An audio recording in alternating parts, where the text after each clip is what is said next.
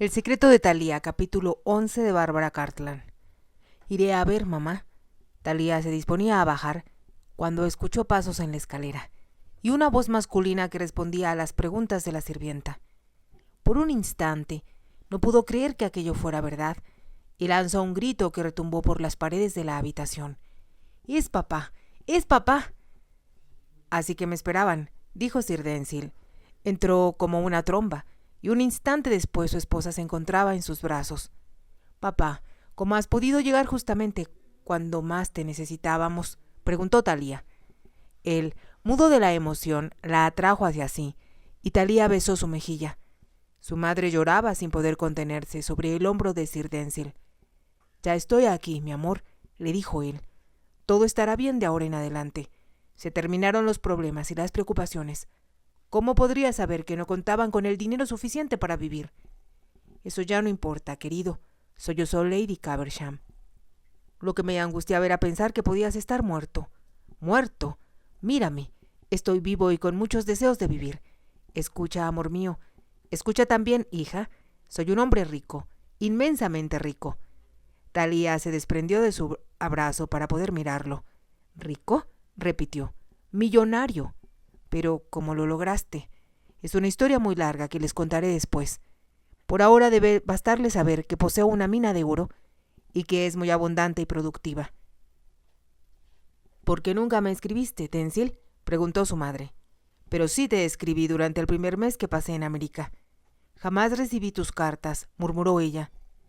«Después de los primeros días me fue imposible hacerlo. Trabajaba con denuedo en un lugar alejado e inhóspito». «¿Y lo de la mina es cierto?», preguntó Thalía. «Por supuesto. Y no solo poseo la mina. Registré una compañía en la bolsa de valores que me hará aún más rico». «Es increíble», exclamó la joven. «Te lo explicaré todo, pero antes quisiera decirle a tu madre lo mucho que la amo y pedirle que me perdone por no comunicarle mi situación y hacerle saber que estoy en posibilidad de brindarle cuanto me pida». «Lo único que deseo es estar a tu lado», musitó Lady Caversham. Sir Denzil miró a su hija sonriendo como acostumbraba cuando juntos tramaban algo. «Ya me tienes aquí, querida, y hubiera llegado antes si no me hubiera visto precisado a ver primero a Lord Eldon». «¿Tienes todo en regla? ¿Te permitieron regresar?», preguntó Thalía, temerosa, en voz baja. «El canciller fue muy amable y considerado», respondió Sir Denzil.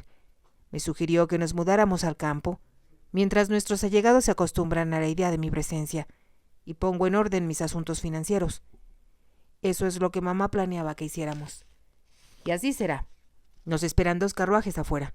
Supongo que no tendrán mucho que llevar, ¿verdad?».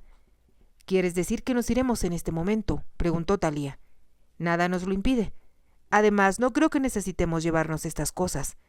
Señaló con desaliento a los muebles de la habitación, mirando después amorosamente a su esposa. «Te compensaré por todo el daño que sin querer te causé, querida mía. No sufrirás más, y te daré de nuevo todo cuanto tenías, y a lo que renunciaste por mí. Joyas, caballos, diamantes. Arreglaremos nuestra casa solariega, como tantas veces planeamos, y no pudimos llevar a cabo, en espera de que mi suerte cambiara». Soltó una carcajada y agregó en tono triunfal: «Ya cambió, ¿y de qué manera?».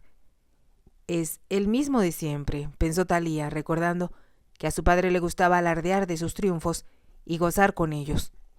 Sir Denzil se acercó a su esposa y la besó al decirle: «Recoge tu capa y tu sombrero, amada mía. Partiremos enseguida. Tal vez lleguemos a casa a tiempo para la cena. Pero, Denzil, recuerda que no hay nadie ahí». «Eso es lo que tú crees. Fui a casa creyendo encontrarlas, y al enterarme de vuestra situación, le pedí ayuda a la gente del pueblo, hasta encontrar los sirvientes necesarios. Te aseguro que cuando lleguemos todo estará a punto. Denzil, amor mío, todo esto es como un sueño. Me parece increíble que estemos juntos de nuevo».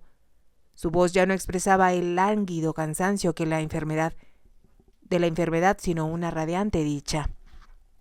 Aunque el viaje era largo, Thalía estaba segura de que su madre lo resistiría, y de que no la cansaría tanto como aquella desoladora espera que soportaba postrada en un sillón desde hacía 3 años. La sola presencia de su padre había hecho volver el color a sus mejillas, y a sus ojos asomaba un brillo casi juvenil. «Vamos», ordenó Sir Denzil. «Date prisa, Thalía. No deseo permanecer un minuto más en este agujero. El entusiasmo de su padre las arrastraba y, como en los viejos tiempos, lo seguían sin replicar. Pero, aunque era maravilloso que él estuviera de vuelta, y a Thalía le hacía feliz volver a verlo vivo y con buena salud, comprendía que el retorno de su padre no significaba lo mismo para ella que para su madre. «Debo hablar con el conde y explicarle lo sucedido», pensó, aunque el sentido común le decía que no lo hiciera. Si el conde se enteraba de su posición y de su verdadera identidad, le ofrecería matrimonio, obligado por las pasadas circunstancias. Se dejaría pescar, como había dicho que algún día le sucedería, y no era de ese modo como ella deseaba retenerlo.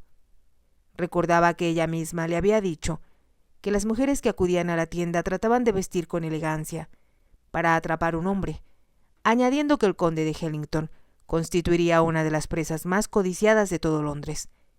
Y le pareció escuchar de nuevo la voz de él cuando replicó: «Le aseguro que lucharé para evitar que eso suceda». Ella había respondido que tarde o temprano alguien lograría su propósito y que cuando estuviera dentro de la red le sería imposible escapar.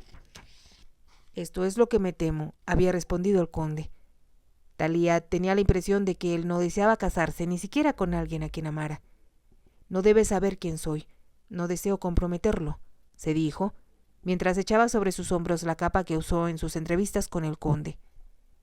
Todo su ser se rebelaba, preso de amarga pena, al pensar que debía marcharse sin dejarle saber a él su paradero. Y, en aquel momento de desesperación, recordó lo sucedido ese día. Era la primera vez que pensaba en ello desde que su padre llegó.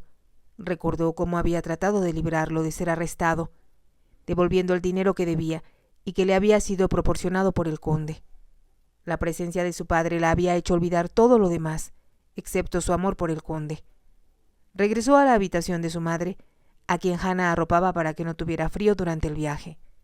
«Papá, ¿puedo hablar contigo?», preguntó.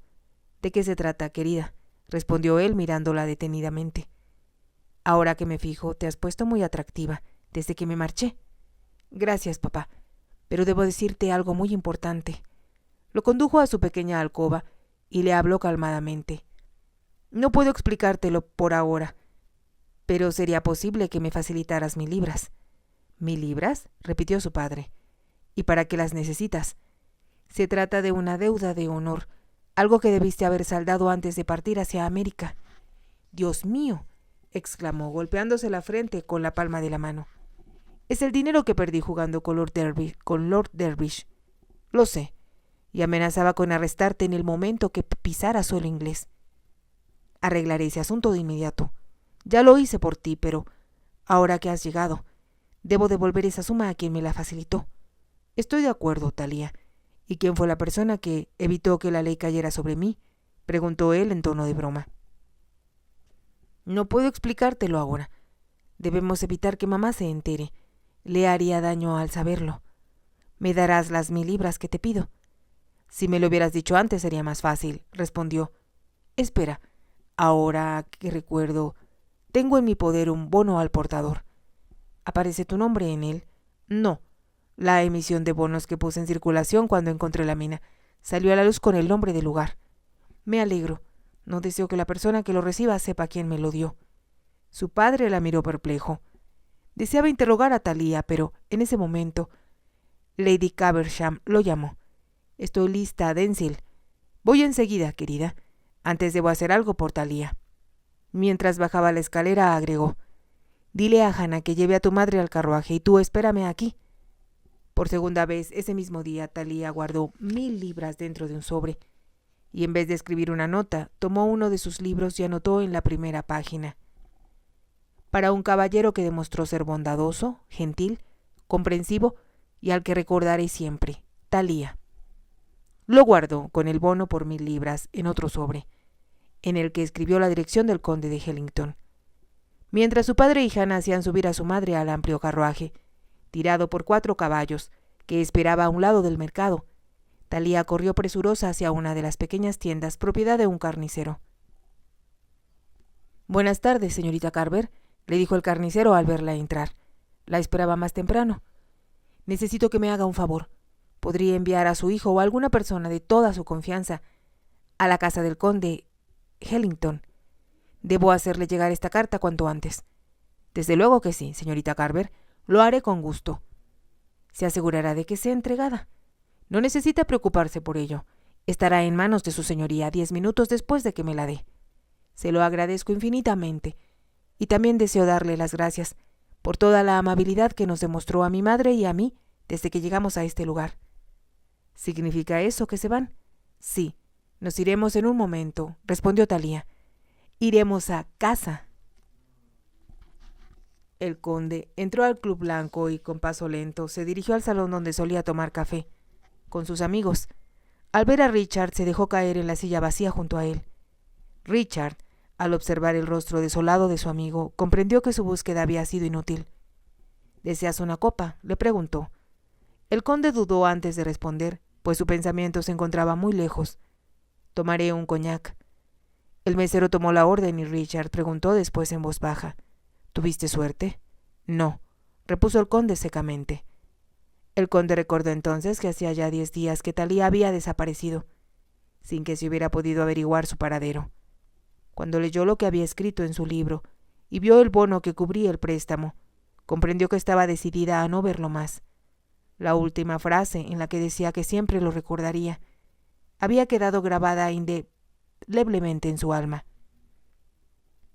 «No puedo concebir que alguien pueda desaparecer tan de repente», exclamó Richard. El conde pensaba igual. Le había confiado a Richard su secreto 3 días después de la desaparición de Thalía, pues le costaba un gran esfuerzo soportar a solas su pena. Cuando el mesero llevó el coñac para el conde, ambos hombres repasaron los pasos que habían dado para tratar de localizar a la escurridiza joven, de quien sabían tan poco que su búsqueda se tornaba muy difícil. Henry había hecho también pesquisas en el mercado del pastor y averiguó que un caballero había llegado al anochecer con 2 enormes carruajes, cada uno tirado por 4 caballos. Los vecinos no lo habían visto antes, hasta ese día, en que partió con toda la familia, la señora Carver, la sirvienta Hannah y Thalía. Se habían marchado sin llevar equipaje y no regresaron a recoger nada de lo que quedaba en la pequeña casa número 82. Richard se mostraba más sorprendido aún que el conde. «No entiendo por qué dejaron todo. Es algo que me intriga, Vargus». «La única razón, creo yo, es porque no les hacía falta. Thalía era muy pobre. Los carruajes y los caballos cuestan dinero, pero es obvio que el hombre que se las llevó, a ella y a su madre, podía costearlos». Cuando Henry le informó lo que había averiguado, el conde, en un arranque de celos, pensó que la joven de sus sueños se había marchado con algún ardiente enamorado. Recapacitó cuando logró tranquilizarse. El sentido común le decía que, si Thalía se había marchado con un hombre, era lógico que lo hiciera acompañada por su madre y la sirvienta. Lo único que no le había confesado a Richard era que le había dado a Thalía 1000 libras y que ella le devolvió el dinero unas horas después. Era un secreto entre él y Thalía, y ello lo hacía convencerse de que el hombre con quien huyó, quienquiera que fuera, era una persona solvente. En las noches de insomnio, el conde repasaba mentalmente cada palabra de las conversaciones que sostuvo con ella. Debía encontrar una clave, algún detalle que le proporcionara una pista sobre su paradero. ¿Cómo podría, de otro modo, recorrer toda Inglaterra en busca de una joven que siempre se había mostrado enigmática y misteriosa? Sumergido en su propio problema, no se percató de que el asombro que a Richard le producía su estado de ánimo se tornaba después en compasión. Jamás, en todos los años que lo conocía, Richard lo había visto tan afligido, y menos por una mujer. Las mujeres para él eran solo motivo de diversión, y jamás había llegado a involucrarse con ninguna para que su ausencia lo llevara a esos extremos. «Está enamorado», pensó. Se abstuvo de decirlo en voz alta, pues comprendió que ello contribuiría a aumentar la infelicidad del conde. Lo vio tomar un sorbo de coñac y, por cambiar la conversación, le preguntó: «¿Cómo están tus caballos?» «No tengo la menor idea. Pensé que correrías alguno en Ipswich».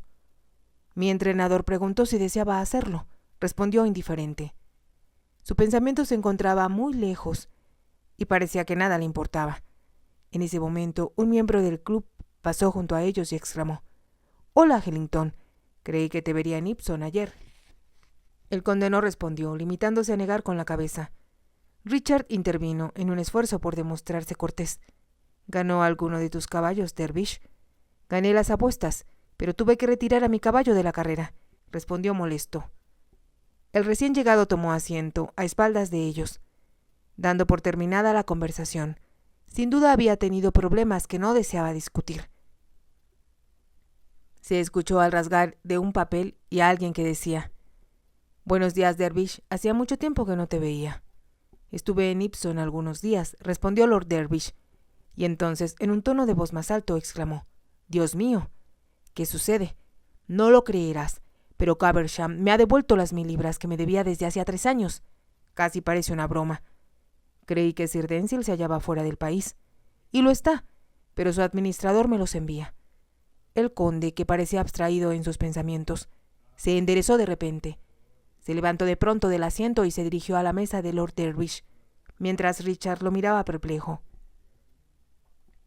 «Perdona que te interrumpa, Dervish, pero sin querer escuché que te han liquidado una deuda después de 3 años. En efecto, Hellington, y apenas puedo creerlo. No creí volver a ver esa suma, y tenía la intención de hacer arrestar a Caversham en cuanto llegara a Inglaterra. ¿Me permitirías ver ese dinero?» Lord Dervish lo miró sorprendido y respondió: «No entiendo por qué estás tan interesado, Hellington, a menos que él también te deba algo. Su administrador me envió el importe de la deuda. Cuando me entregaron el sobre hace un momento, al llegar al club, no pude imaginar de qué se trataba». Le extendió el sobre a Bargus y la carta de Thalía. Un rápido vistazo a la letra le indicó al conde lo que deseaba saber. «Gracias, Dervish, y disculpa si te hago otra pregunta. ¿Conoces la dirección de Caversham?» «Lo siento, Hellington, no la recuerdo, pero seguramente el portero podrá dártela. En caso contrario, sin duda estará en el directorio social». «Sí, desde luego», repuso el conde. Sin decir una palabra más, salió del salón, dejando perplejos a Richard y a Lord Dervish. «Apostaría», observó Lord Dervish, «que Caversham le debe a Hellington una buena suma». Thalía cruzó el umbral del gran ventanal de estilo francés, que permanecía abierto a esa hora, y se encaminó al jardín. La tarde estaba ya avanzada, y sus débiles rayos acariciaban la blanca piel de Thalía sin maltratarla. Los jardineros que su padre había contratado para que podaran la hierba, que creció durante tanto tiempo, comenzaban a obtener resultados, y el inmenso jardín casi volvía a ser el mismo de antes. Al llegar a la casa solariega, Thalía se entristeció al ver los estragos que causaron aquellos 3 años de abandono. El manto de pasto, que existía desde hacía varios siglos, se había transformado en un campo agreste, y los arbustos y macizos de flores crecían desordenadamente, convertidos en una especie de jungla. La casa se encontraba en mejores condiciones, sobre todo después que las mujeres de la aldea, siguiendo las instrucciones de Sir Denzil, limpiaron y arreglaron su interior. Como un comandante dando órdenes en el campo de batalla, Sir Denzil había empezado a decorar de nuevo la casa, como él y su esposa siempre desearon hacer. Llegaban infinidad de artículos a la casa, y los comerciantes acudían sin demora para ofrecer los servicios y las mercancías que su padre requería. No solo lo movía el deseo de poseer lo mejor para sentirse importante y poderoso, sino que actuaba impulsado por un deseo casi infantil de saberse capaz de gastar sin límite, como nunca pudo hacer antes. El relato de sus aventuras en América había dejado a Thalía y a su madre sin aliento y, como lo hacía con tanta vehemencia, a Thalía le parecía estar escuchando las hazañas de un muchacho, y no una historia en la que se conjugaban la tenacidad y la buena suerte. Durante su trayecto hacia América, Sir Denzil había hecho amistad con un buscador de oro que era experto en la materia. Sir Denzil viajó con él a Arizona, donde invirtió lo poco que llevaba, siguiendo los consejos de su amigo en una mina de oro no explotada aún. Había trabajado con desesperación como un peón que luchaba por el sustento diario, según decían sus amigos, y cada centavo que ganaba lo utilizaba para comprar más tierra. Entre los buscadores de oro había quienes solo esperaban un golpe de suerte, gastando todo cuanto conseguían en emborracharse con las mujerzuelas que encontraban en los sórdidos bares que frecuentaban. Con el tiempo, Sir Denzil y su amigo adquirieron las tierras más valiosas y, cuando descubrieron la ansiada veta, formaron una sociedad de común acuerdo, sin que hubiera nunca problemas entre ellos. Cuando transcurrió el tiempo que debía permanecer en el exilio, Sir Denzil ya era rico y se dispuso a emprender el viaje a Nueva York y de ahí zarpar hacia Inglaterra. La mina estaba ya a cargo de expertos que la explotaban, y Sir Denzil y sus socios se limitaban a cuidar que no dejara de producir y a recoger sus ganancias. Tenían la asesoría de los mejores abogados de Nueva York y de expertos hombres de finanzas. Pero un día el socio de Sir Denzil fue asesinado por un hombre que lo acusaba de haberlo despojado de sus derechos en la mina. La acusación era falsa, y el hecho de que fuera encarcelado no podía devolverle la vida a su amigo. Vivió solo unos momentos, los justos para redactar un testamento por el que legaba su parte de la mina a Sir Denzil, a quien dijo en sus últimos instantes: «Estos 3 años han sido los más felices de mi vida, pues tú me enseñaste a reír. Disfruta del dinero y gástalo por mí, Denzil, y nunca dejes de reír, pues yo te estaré escuchando». Si te ha gustado, te invito a que te suscribas, a que me regales un me gusta y actives la campanita para poder escuchar el final de esta historia. Gracias.